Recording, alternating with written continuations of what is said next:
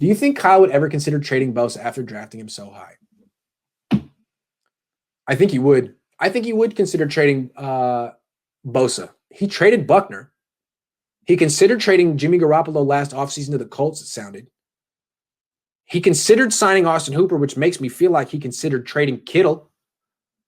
Sounds to me like the Niners were thinking, should we go Brady, Buckner, and Hooper?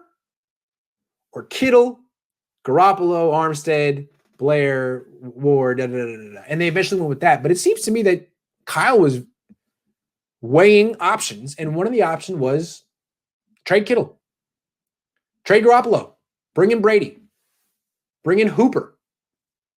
Ultimately, they didn't do that. Maybe they made some emotional decisions. Maybe they learned from it. I do think Kyle would consider trading Bosa if he's shrewd.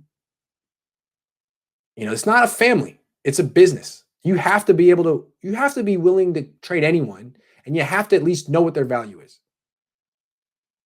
If you could turn Nick Bosa into Penei Sewell and the best edge rusher in the draft, wouldn't you do that?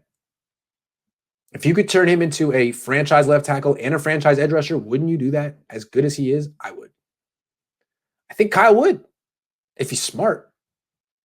I'm not saying you give him away, but you want to know what's the value, don't you?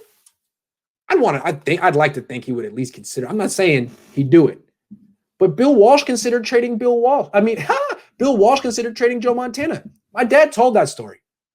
He didn't have the guts, but it was like mid 80s. He went into his quarterback room. They had Steve Young. He said, "Who here wants to trade Joe Montana?" And no one raised their hand. But they eventually did trade Joe Montana. It was George Seifert.